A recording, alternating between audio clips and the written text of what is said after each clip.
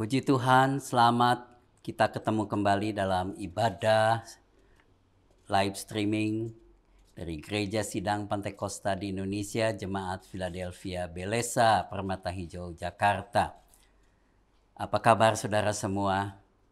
Kami percaya Allah Immanuel tidak meninggalkan kita semua. Philadelphia, kasih persaudaraan, mari kita beri tepuk tangan buat Tuhan yang baik.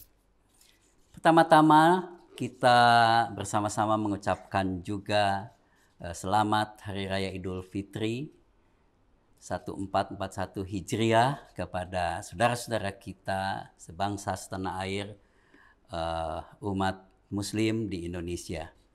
Kiranya kedamaian, kerukunan turun di tengah-tengah bangsa kita dan kemampuan untuk mengatasi masalah yang sedang kita hadapi saat ini, yaitu pandemi COVID-19. Puji nama Tuhan. Dan kita juga saat ini ada di dalam masa-masa menanti janji Bapa, yaitu ketuangan pencurahan Roh Kudus. Puji Tuhan. Mari siapkan hati kita untuk menerima firman Tuhan yang pada hari ini akan dibawakan oleh Saudara Penatua Ezra Nathanael. Puji Tuhan. Mari Ezra. Shalom, puji Tuhan. Kita boleh bertemu lagi dalam kasih karunia Tuhan Yesus Kristus. Terima kasih buat kesempatan yang diberikan oleh saya untuk sharing pada hari ini kepada saudara. Terima kasih buat Bapak Gembala dan khususnya buat Tuhan Yesus Kristus yang memberikan kesempatan buat saya boleh sharing kepada saudara. Philadelphia, kasih persaudaraan, haleluya. Doa saya buat saudara pada hari ini supaya saudara baik-baik saja dalam keadaan saudara saat ini. Keadaan kita saat ini masih di tengah karantina. Kita masih di lockdown dan kita masih belum diizinkan oleh pemerintah untuk keluar. Dan COVID ini sepertinya masalahnya masih berlanjut. Kita lihat masih ada banyak orang yang terkena hari demi hari. Kita tidak tahu kapan Tuhan izinkan kita melewati masalah di COVID ini. Sebetulnya masalah corona ini itu menyangkut bukan cuma masalah penyakit, bukan masalah saja satu pandemi yang mengecam kita sebagai manusia di seluruh dunia dan juga di Indonesia. Tapi terlebih juga ini memberi dampak kepada semua sektor juga yang ada di dalam kehidupan kita. Terutama yang kena dampaknya adalah kehidupan perekonomian di bangsa kita. Dan dampak kehidupan perekonomian di bangsa kita juga berdampak kepada diri kita pribadi secara setiap individu. Kita semua di sini bekerja, banyak dari kita berusaha, banyak dari kita juga mencoba untuk menjalani kehidupan hari demi hari dengan mencari nafkah, dengan bekerja, dengan berusaha ya. Dan kita tahu juga banyak dari kita saat ini yang sedang mengalami tekanan. Karena kita tekanan yang dialami dalam pekerjaan kita. Banyak dari kita yang kehilangan pekerjaan mungkin. Banyak dari kita yang mengalami pemotongan gaji. Banyak dari kita yang mengalami tekanan dalam pekerjaan karena tuntutan dalam pekerjaan semakin meningkat dengan adanya krisis yang ada saat ini. Dan segala kesulitan yang terjadi karena dampak pekerjaan dan ekonomi itu berdampak juga pada kehidupan kita sehari-hari. Pertanyaannya kenapa ini semua bisa terjadi? Dan apa sih yang kita bisa lakukan di tengah kejadian yang kita alami saat ini? Kita mau pelajari dari satu cerita kisah di Alkitab. Kisah mengenai sepasang hamba Tuhan yang mengalami masalah, tekanan, pencobaan, dan bahkan himpitan, bahkan penjara yang mereka alami. Dan ini sebetulnya menjadi refleksi juga dari kita yang apa yang terjadi di sini. Apa yang kita alami saat ini. Kita bisa belajar dari kisah ini dan kita bisa renungkan bersama-sama apa yang mereka lakukan, dan apa yang Tuhan kerjakan di tengah masalah yang ada. Nah, kita mau baca di ayat ini kisah ini mengenai Paulus dan Silas. Mereka mengalami hal yang serupa dengan kita. Apa yang mereka lakukan dan apa yang terjadi. Kita baca di Kisah Para Rasul 16 ayat 19 sampai 30 sampai 40. Saya akan bacakan Kisah Para Rasul 16 ayat 19 sampai 40. Ayat 19, ketika tuan-tuan perempuan itu melihat bahwa harapan mereka akan mendapat penghasilan lenyap, mereka menangkap Paulus dan Silas, lalu menyeret mereka ke pasar untuk menghadap penguasa. Setelah mereka membawa keduanya menghadap pembesar-pembesar kota itu, berkatalah mereka, katanya, orang-orang ini mengacau kota ini karena mereka orang Yahudi dan mereka mengajarkan adat istiadat yang kita sebagai orang Rom tidak boleh menerimanya atau menurutinya. Juga orang banyak bangkit menentang mereka. Lalu pembesar-pembesar kota itu menyuruh mengoyakkan pakaian dari tubuh mereka dan mendera mereka. Setelah mereka berkali-kali didera, mereka dilemparkan ke dalam penjara. Kepala penjara diperintahkan untuk menjaga mereka dengan sungguh-sungguh. Sesuai dengan perintah itu, kepala penjara memasukkan mereka ke ruang penjara yang paling tengah dan membelenggu kaki mereka dalam pasungan yang kuat. Tetapi kira-kira tengah malam, Paulus dan Silas berdoa dan menyanyikan puji-pujian kepada Allah. Dan orang-orang hukuman lain mendengarkan mereka. Akan tetapi terjadilah gempa bumi yang hebat, sehingga sendi-sendi penjara itu goyah. Dan seketika itu juga terbukalah semua pintu dan terlepaslah belenggu mereka semua. Ketika kepala penjara itu terjaga dari tidurnya dan melihat pintu-pintu penjara terbuka, ia menghunus pedangnya hendak membunuh diri karena ia menyangka bahwa orang-orang hukuman itu telah melarikan diri. Tetapi Paulus berseru dengan suara nyaring, katanya, "Jangan celakakan dirimu, sebab kami semuanya masih ada di sini." Kepala penjara itu menyuruhnya membawa suluh, lalu berlari masuk dengan gemetar, tersungkur ia di depan Paulus dan Silas. Ia mengantar mereka keluar sambil berkata, "Tuan-tuan, apakah yang harus aku perbuat supaya aku selamat?"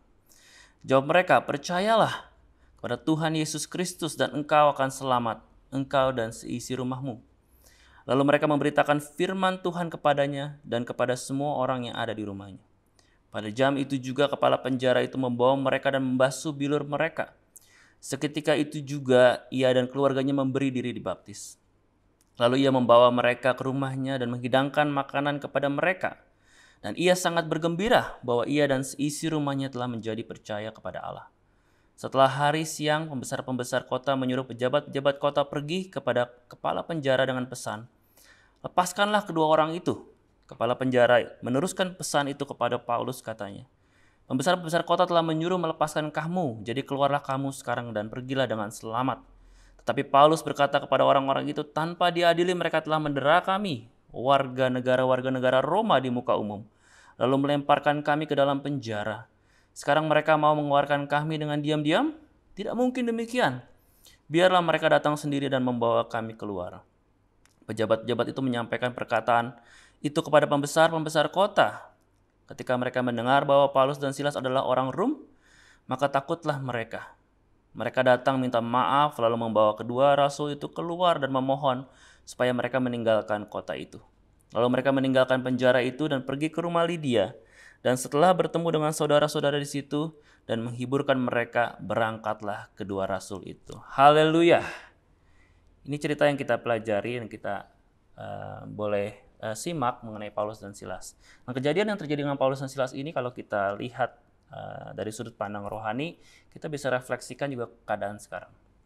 Paulus dan Silas itu di penjara karena sesuatu hal yang sebetulnya dia mengusir roh jahat dari seorang ahli tenung, wanita tenung. Tapi setelah wanita tenung itu, perempuan yang bisa menenung itu, dia bisa memberikan ramal kepada pembesar-pembesar sehingga pembesar-pembesar itu mendapatkan banyak keuntungan dari situ. Pada saat Paulus dan Silas mengusir rohnya, roh jahat itu, penghasilan dari pembesar-pembesar itu hilang sehingga pembesar-pembesar itu menangkap Paulus dan Silas. Nah, yang kita bisa pelajari dari cerita ini yang bisa menjadi refleksi keadaan kita juga saat ini adalah yang pertama, bahwa masalah dan ketidakadilan itu terjadi tiba-tiba bukan karena kita melakukan sesuatu yang salah, saudara. Itu yang terjadi oleh Paulus dan Silas. Paulus dan Silas hanya mengusir roh jahat. Dia tidak bermaksud melakukan apapun. Dia hanya ingin mengusir roh jahat yang ada dalam wanita itu.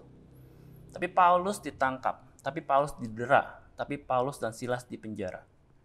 Keadaan saat ini mungkin terjadi oleh kita, dengan kita, dengan banyak dari kita. Kita tidak melakukan kesalahan apapun. Kita bekerja dengan baik, kita bekerja dengan sepenuh hati, kita bekerja dengan sekuat tenaga kita. Tapi kita dilanda oleh masalah ekonomi. Beberapa dari kita dipotong gajinya, beberapa dari kita di PHK. Bukan karena performance kita jelek, bukan karena kita melakukan sesuatu yang salah terhadap perusahaan, bukan karena kita melakukan sesuatu yang tidak benar. Tapi kita mengalami sesuatu keadaan yang sulit karena tiba-tiba aja itu terjadi. Tapi kita harus melihat satu hal.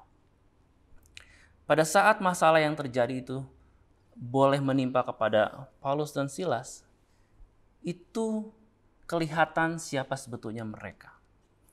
Ada satu kutipan dari seseorang pengkhotbah dari gereja Baptis di abad ke-18, abad ke-19 yang begitu terkenal, namanya Charles Spurgeon, yang berkata, "Trials teach us what we are. They dig up the soil and let us see what we are made of." Jadi cobaan dan tantangan itu bisa menyingkapkan siapa diri kita sebenarnya. Itu memberitahu kita tuh dibikin dari apa, siapa kita sebenarnya. Jadi masalah itu Tuhan izinkan untuk mengetahui seberapa besar iman kita, bagaimana keadaan kita. 2 Korintus 12 ayat 9 juga berkata, "Tetapi jawab Tuhan kepadaku, cukuplah kasih karuniaku bagimu. Sebab justru dalam kelemahanlah kuasaku menjadi sempurna. Sebab itu terlebih suka aku bermegah atas kelemahanku supaya kuasa Kristus turun menaungi aku." Jadi kita bisa mendemonstrasikan kuasa Tuhan yang luar biasa, kuasa Tuhan yang besar, itu pada saat kita mengalami masalah dan tantangan. Walaupun masalah dan tantangan itu terjadi bukan karena sesuatu hal yang kita lakukan, tapi itu sesuatu hal yang Tuhan izinkan terjadi. Itu yang pertama, saudara, yang kita bisa pelajari. Yang kedua yang kita bisa pelajari adalah pada saat kita mengalami masalah dan tantangan, kita jangan pernah mengeluh dan menyalahkan Tuhan. Kita tidak melihat di cerita itu di mana Paulus dan Silas sedikit pun mengeluh dan menyalahkan Tuhan. Padahal mereka didera, padahal mereka dipasung, diborgol, dipenjara untuk melakukan sesuatu yang sepertinya adalah kehendak Tuhan memang, untuk mengusir roh jahat. Tapi mereka sama sekali tidak menyalahkan Tuhan. Jadi pada saat kita mengalami masalah dan cobaan, tantangan di pandemik ini, janganlah kita mengeluh dan menyalahkan Tuhan. Mungkin banyak dari sekeliling kita yang kita lihat, orang-orang yang marah, mengeluh, dan menyalahkan Tuhan. Mereka merasa bahwa kenapa hal-hal ini seperti ini terjadi. Tapi kita percaya bahwa Tuhan mempunyai maksud yang indah buat setiap dari kita. Kita percaya bahwa Tuhan mempunyai rencana yang indah. Janganlah kita menyalahkan Tuhan. Janganlah kita marah kepada Tuhan. Kenapa kita tidak boleh marah sama Tuhan? Sebetulnya yang pertama itu simpel sekali, kenapa kita tidak boleh marah sama Tuhan. Kenapa kita tidak boleh mengeluh. Di Roma 9 ayat 20 dikatakan sangat jelas. "Siapakah kamu, hai manusia, maka kamu membantah Allah? Dapatkah yang dibentuk berkata kepada yang membentuknya, mengapa engkau membentuk aku demikian?" Kita tidak bisa menyalahkan Tuhan karena Tuhan adalah Tuhan. Allah adalah Allah. Allah yang berdaulat atas hidup kita. Tapi juga kita tahu bahwa apapun yang terjadi di dalam hidup kita, apapun yang terjadi dalam keadaan yang kita alami saat ini, kita tahu bahwa Tuhan punya maksud yang indah. Kita tahu bahwa Tuhan punya rencana yang indah buat setiap dari kita. Kita tahu bahwa Dia punya rencana yang untuk kebaikan bagi kita semua. Roma 8 ayat 28 berkata sangat jelas, kita tahu sekarang bahwa Allah turut bekerja dalam segala sesuatu untuk mendatangkan kebaikan bagi mereka yang mengasihi Dia, yaitu bagi mereka yang terpanggil sesuai dengan rencana Allah. Amin. Kita percaya bahwa Tuhan mempunyai rencana yang indah bagi kita. Yang ketiga, pada saat kita mengalami masalah, mengalami cobaan, mengalami tantangan. Yang dilakukan Paulus justru adalah sesuatu yang bertentangan dengan pengeluhan, bertentangan dengan kemarahan. Tapi yang dilakukan oleh Paulus dan Silas adalah mereka memuji dan berdoa kepada Tuhan. Kisah Para Rasul 16 tadi yang kita baca di ayat ke-25. Tetapi kira-kira tengah malam Paulus dan Silas berdoa dan menyanyikan puji-pujian kepada Allah. Dan orang-orang hukuman yang lain mendengarkan mereka.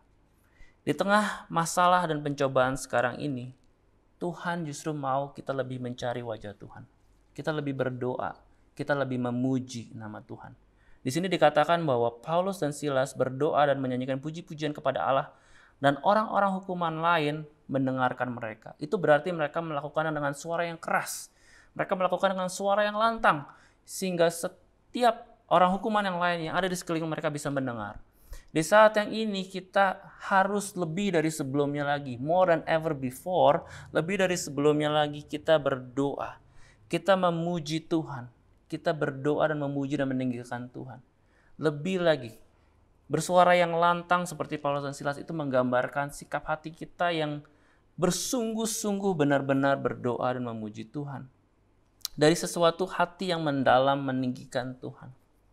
Dan bagaimana kita bisa memuji dan berdoa kepada Tuhan? Karena kita tahu tadi bahwa Tuhan punya maksud yang indah. Tuhan tidak pernah tinggalkan kita. Dia bekerja untuk mendatangkan kebaikan bagi kita.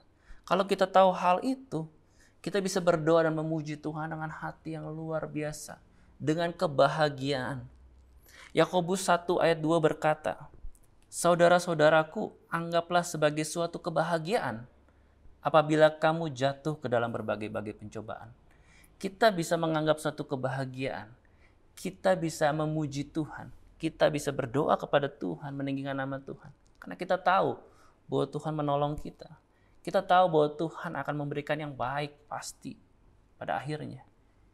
Karena itulah kita memuji Tuhan, kita berdoa kepada Tuhan. Dia layak ditinggikan. Dia yang berdaulat atas hidup kita. Itu yang dilakukan oleh Paulus dan Silas. Itu yang harus dilakukan dalam kehidupan kita juga. Nah, pada saat kita sudah melakukan itu, pada saat kita memuji Tuhan, kita berdoa kepada Tuhan, kita tidak menyalahkan Tuhan, apa yang akan Tuhan lakukan?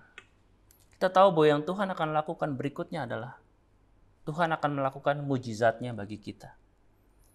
Paulus dan Silas dibebaskan karena gempa bumi. Di Kisah Para Rasul 16 ayat 26 tadi berkata, akan tetapi terjadilah gempa bumi yang hebat, sehingga sendi-sendi penjara itu goyah, dan seketika itu terbukalah semua pintu, dan terlepaslah belenggu mereka semua. Nah, bagaimana gempa bumi itu bisa membebaskan engsel-engsel pintu penjara, dan bagaimana gempa bumi itu bisa melepaskan borgol? Saya rasa itu tidak masuk akal. Saya rasa itu tidak berbanding lurus, di mana ada sesuatu yang goncangan begitu hebat sehingga semua sendi-sendi dan borgol-borgol itu bisa dilepaskan. Nah, apa yang terjadi pada saat kita berdoa dan memuji Tuhan? Seperti Paulus dan Silas, harapkan mujizat Tuhan terjadi dalam kehidupan saudara. Harapkan ada suatu miracle, mujizat, kuasa Tuhan dinyatakan dalam kehidupan saudara. Dan mujizat yang dinyatakan dalam kehidupan saudara itu adalah mujizat yang tidak lazim sifatnya. Bukan sesuatu yang kita pikirkan, bukan sesuatu yang kita bayangkan, oh inilah akan terjadi seperti ini. Oh, jalan keluarnya seperti inilah. Tidak. Yang terjadi dengan Paulus dan Silas adalah sesuatu yang tidak mereka pikirkan, gempa bumi. Tapi mujizat Tuhan dinyatakan di situ. Efesus 3 ayat 20, bagi dialah yang dapat melakukan jauh lebih besar daripada apa yang kita doakan atau pikirkan, seperti yang ternyata dari kuasa yang bekerja di dalam kita. Jadi pada saat Tuhan membebaskan Paulus dengan Silas dengan cara yang ajaib, dengan cara yang mereka tidak pernah pikirkan, Tuhan sanggup melepaskan dan membebaskan saudara dari masalah yang saudara alami saat ini dengan cara yang saudara tidak pernah pikirkan dan bayangkan. Mungkin saudara tidak tahu dari mana datangnya pertolongan itu. Mungkin saudara tidak tahu siapa yang Tuhan pakai untuk menolong saudara, untuk menjadi saluran berkat bagi saudara. Mungkin saudara tidak tahu keadaan apa yang Tuhan akan putar balikan, sehingga keadaan itu menjadi keadaan yang bisa menolong dan membuat saudara keluar dari masalah saudara. Harapkan mujizat dari Tuhan. berdoa, puji dan tinggikan Tuhan. Kita percaya bahwa Tuhan sanggup memberikan jauh lebih besar daripada apa yang pernah kita pikirkan dan bayangkan. Dan berikutnya, yang pertama Tuhan akan memberikan mujizat kepada kita. Yang berikutnya, apa yang Tuhan akan berikan? Yang kedua adalah Tuhan akan memberikan kesempatan bagi kita untuk berbuat baik. Bulan ini adalah bulan di mana kita berbuat baik. Hai jiwaku, kita katakan bersama-sama. Hai jiwaku, pujilah Tuhan, berdoalah, berbuat baiklah. Nah, di tengah masalah yang Tuhan izinkan, kalau kita memuji dan memuliakan Tuhan, Tuhan akan melakukan mujizatnya bagi kita. Dan inilah kesempatan juga yang Tuhan kasih buat setiap dari kita bisa berbuat baik. Paulus dan Silas pada saat gempa bumi terjadi, mereka tidak kabur, mereka tidak lari. Apa yang terjadi kalau mereka kabur dan lari? Mereka merasa, wah, kami mendapatkan jawaban dari Tuhan. Engsel pintunya penjara lepas, borgol-borgol lepas. Berarti ini jawaban dari Tuhan. Marilah kita kabur, marilah kita pergi. Tapi Paulus dan Silas tidak kabur. Paulus dan Silas tidak lari. Kenapa? Bila Paulus dan Silas kabur, apa yang terjadi? Pastilah kepala penjara itu dibunuh. Kita baca di Kisah Para Rasul 16 ayat 27-28. Ketika kepala penjara itu terjaga dari tidurnya dan melihat pintu-pintu penjara terbuka, ia menghunus pedangnya hendak membunuh diri karena ia menyangka bahwa orang-orang hukuman itu telah melarikan diri. Tetapi Paulus berseru dengan suara nyaring, katanya, "Jangan celakakan dirimu, sebab kami semuanya masih ada di sini."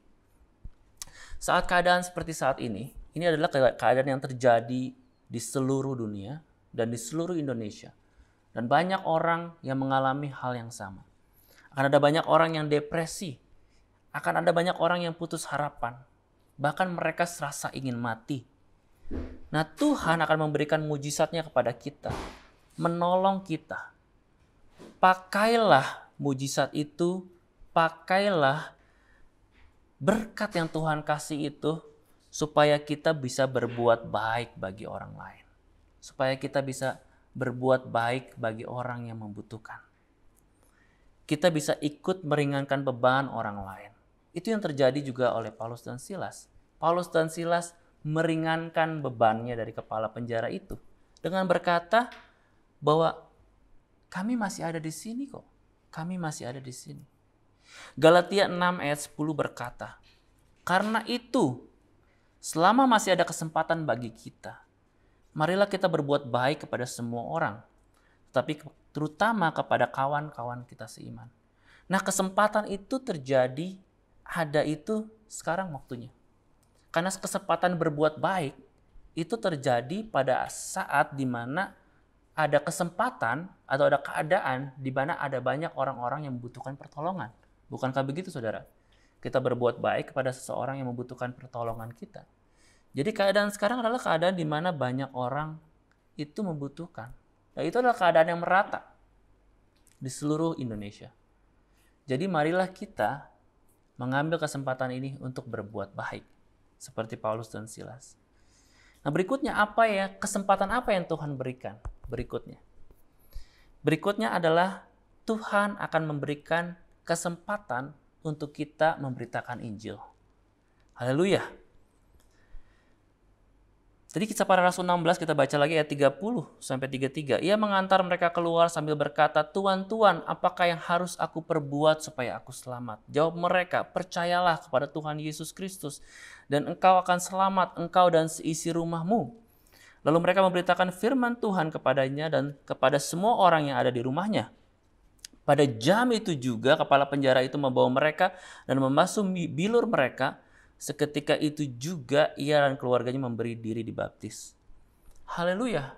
Pada saat mereka kita bantu, mereka akan bertanya kepada kita, kok bisa? Solusinya apa sih? Kok bisa kita melewati dengan hati yang lapang? Kok bisa kita dengan kuat menghadapi semua ini? Itu adalah kesempatan yang Tuhan berikan untuk kita bersaksi kepada mereka. Itu adalah kesempatan yang Tuhan berikan untuk kita memberitakan Injil kepada mereka. Di Lukas 21 ayat 7-18 itu bercerita mengenai permulaan penderitaan. Lukas 21 ayat 7 sampai 18 itu berbicara bagaimana akhir zaman itu akan nanti terjadi dan sudah mulai terjadi saat ini, di mana akan ada banyak nabi-nabi palsu, akan ada banyak peperangan dan penderitaan yang kita alami saat ini. Dan yang menarik adalah di Lukas 21 ayat 13 dikatakan di sini, hal itu akan menjadi kesempatan bagimu untuk bersaksi. Kesempatan untuk bersaksi terjadi pada saat ada tekanan dan penderitaan. Yang membedakan kita anak Tuhan dan bukan anak Tuhan, yang membedakan domba dan kambing adalah pada saat kita bisa melewati semua ini dengan hati yang tetap berharap kepada Tuhan, yang percaya kepada Tuhan. Itulah ciri-ciri anak Tuhan.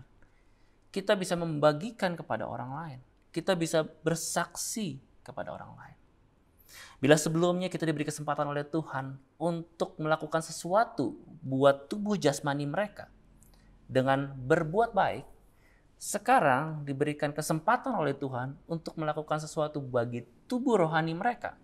Kita menginjil dan kita bersaksi akan kebesaran Tuhan, akan cinta Tuhan, akan kuasa Tuhan yang terjadi dalam kehidupan kita.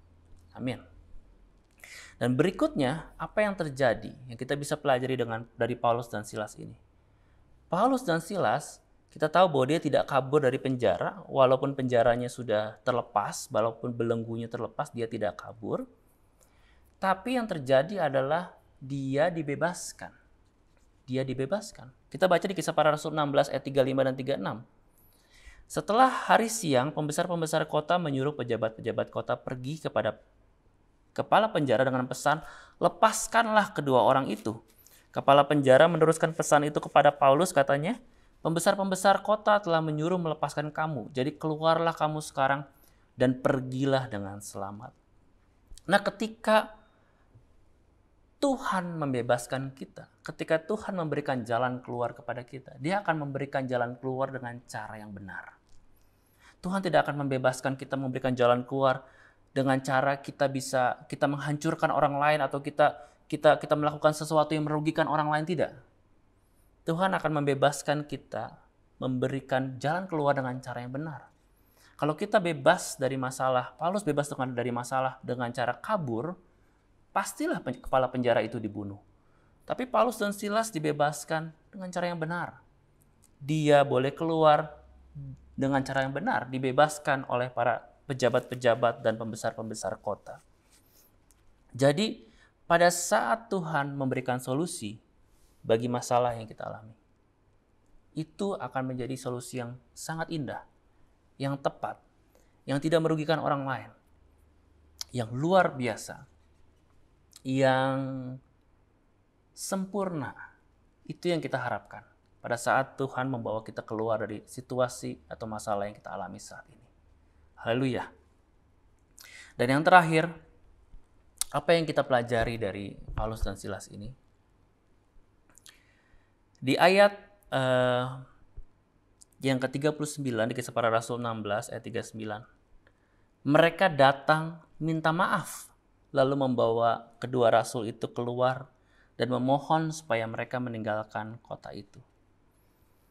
Apa yang terjadi yang terakhir adalah pada saat ada masalah, kita tahu bahwa kita mungkin ada di tempat yang sulit. Kita mungkin ada mengalami masalah keuangan. Kita mungkin sepertinya di PHK. Kita mungkin seakan-akan bahwa kehormatan kita, harga diri kita tuh sepertinya hilang. Tapi apa yang terjadi pada saat Tuhan membebaskan kita?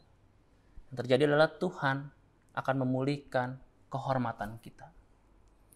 Di sini dikatakan bahwa para pembesar-pembesar itu mereka minta maaf kepada Paulus dan Silas. Mereka berani untuk datang dan minta maaf. Mungkin saat ini kita ngerasa bahwa kehormatan mungkin saya nggak mikirin itu. Saya mikirin bagaimana saya bisa hidup dari hari ke hari. Bagaimana saya bisa melewati masalah keuangan ini. Oh tidak, saudara.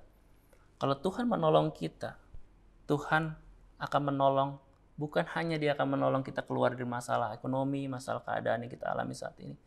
Tapi Tuhan juga akan meninggikan kita. Tuhan akan mengembalikan juga kehormatan kita. Itu yang Tuhan inginkan buat anak-anaknya. Supaya mereka mendapatkan kehormatan yang diberikan.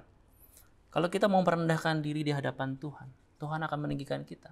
Kalau kita mau menyerahkan hidup kita dan merendahkan hati kita di hadapan Tuhan, mengaku kalau kita tidak ada apa-apanya, Tuhan akan mengangkat kita.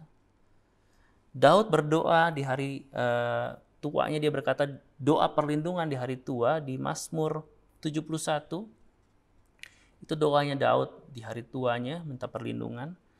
Dan ayat ke-21 dia katakan, Engkau akan menambah kebesaranku dan akan berpaling menghibur aku. Mazmur 71 ayat 21. Di bahasa Indonesia sehari-hari, Mazmur 71 ayat 21 dikatakan, Engkau akan membuat aku lebih terhormat dan menghibur aku lagi. Membuat aku lebih terhormat. Dan doa Daud dikabulkan.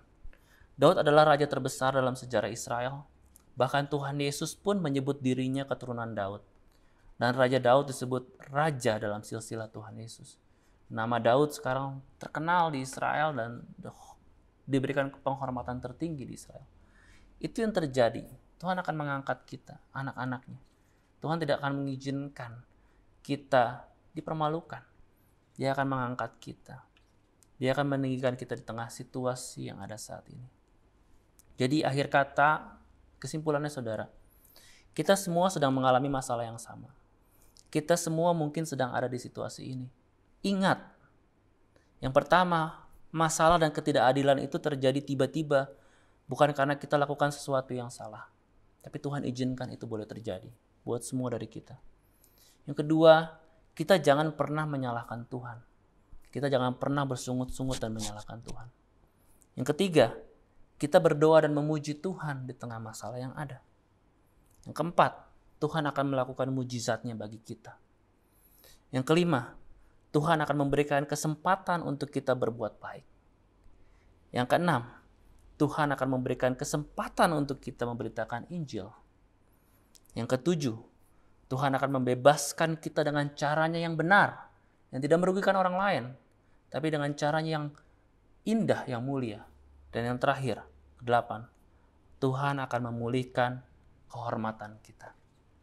Terima kasih atas saudara yang sudah mau mendengarkan. Kiranya firman Tuhan ini boleh menjadi rema dalam kehidupan kita. Boleh kita lakukan dalam kehidupan kita dan kiranya memberkati kita di tengah masalah yang ada. Ingat saudara, kita semua mengalami hal yang sama. Tapi kita semua juga mempunyai Tuhan yang besar yang sama. Yaitu Tuhan Yesus Kristus. Tuhan memberkati kita. Haleluya. Haleluya. Puji Tuhan, kita sudah mendengarkan firman Tuhan dan kiranya firman Tuhan boleh memberikan kekuatan yang baru, sukacita yang baru.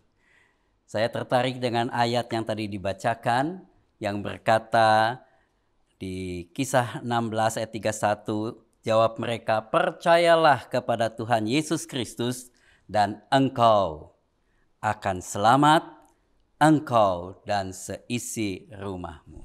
Saudaraku, kita sekarang beribadah di rumah-rumah kita sendiri.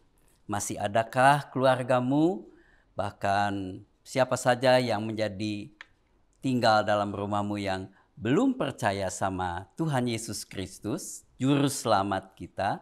Inilah kesempatannya untuk saudara bersaksi. Sebab janji Tuhan, kita akan selamat bukan hanya kita, tapi dengan seisi rumah kita.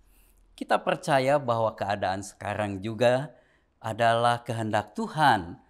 Mungkin kehendak Tuhan yang terakhir, kesempatan yang terakhir untuk kita menyelamatkan keluarga kita, orang-orang yang terdekat, orang-orang yang kekasih. Kiranya Tuhan memberkati kita semua. Kita sama-sama berdiri, kita akan nyanyikan, kami memuji kebesaran-Mu, ajaib Tuhan, ajaib.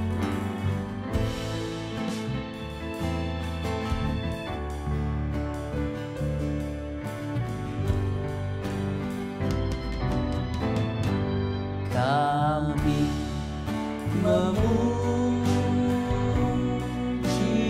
kebesaran-Mu,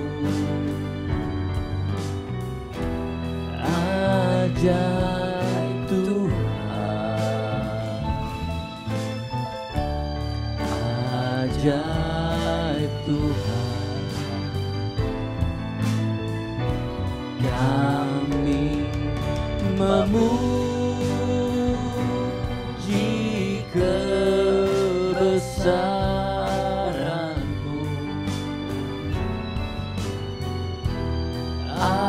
ajaib Tuhan, ajaib Tuhan, ajaib Tuhan, ajaib Tuhan, ajaib Tuhan. Haleluya, haleluya. Bapa di surga, kami memuji kebesaran-Mu. Terima kasih buat kesempatan kami boleh berkumpul. Walaupun kami belum bisa datang bersama-sama di rumah Tuhan, tapi kami percaya di rumah-rumah kami di mana ada 2-3 orang berkumpul, di mana ada hati yang mengundang Tuhan, Engkau hadir, dan rumah-rumah kami juga telah menjadi rumah-rumah Tuhan. Biarlah firman Tuhan, pujian kesaksian yang dinaikkan dari rumah-rumah kami boleh berkenan kepada Tuhan. Tuhan memakai Saudara Esra Nathanael juga untuk menjadi berkat dengan urapan yang bertambah-tambah. Terima kasih, kami mendoakan seluruh jemaat Tuhan. Diberkatilah kiranya oleh kasih karunia Tuhan yang besar. Dijauhkan dari sakit penyakit, diberikan kekuatan dan kecukupan dalam segala hal. Kami percaya Tuhan, kalau kami mencari kerajaan Allah dan kebenaran lebih dahulu, maka semuanya itu sekalian yang kita perlukan akan Tuhan tambahkan. Terima kasih. Kami berdoa buat bangsa dan negara kami, kiranya Tuhan selalu memberikan kekuatan dan perlindungan. Khususnya pada hari ini bagi saudara-saudara kami umat Muslim yang merayakan Hari Raya Idul Fitri. Diberikan sukacita, damaian, kerukunan. Bahkan biarlah negara kami boleh keluar dari COVID-19 ini dan menjadi bangsa yang kuat dan besar.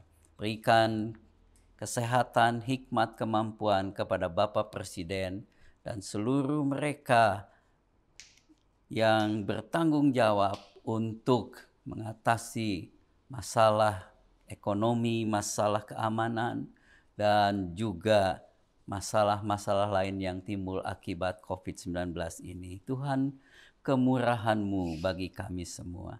Terima kasih Bapa. Kami mengucap syukur dan berterima kasih.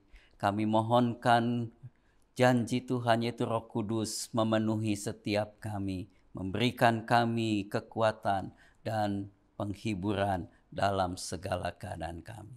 Bapa, terima kasih, terpujilah nama Tuhan Yesus Kristus. Mari saudara angkat tangan imanmu.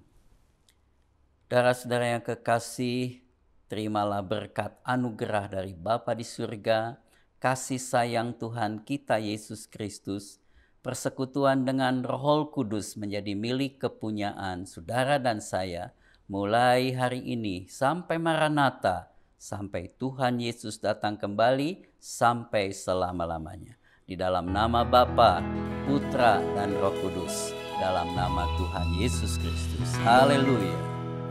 Terima kasih Yesusku, terima kasih Yesusku, puji syukur hanya bagi Tuhanku. Terima kasih Yesusku, terima kasih Yesusku, puji syukur hanya bagi Tuhanku. Puji syukur hanya bagi Tuhanku. Puji syukur hanya bagi Tuhanku.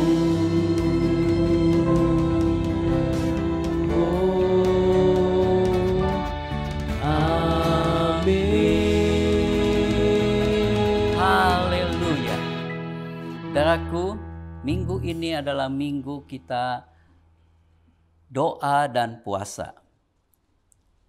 Saudara di rumah, dimanapun sudah berada, mari kita berpuasa dan kita berdoa untuk hadirnya Roh Kudus dalam kehidupan kita. Lewat Zoom meeting yang saudara diundang semua, saudara bisa ikuti setiap jam 7.30 malam sampai jam 9 malam.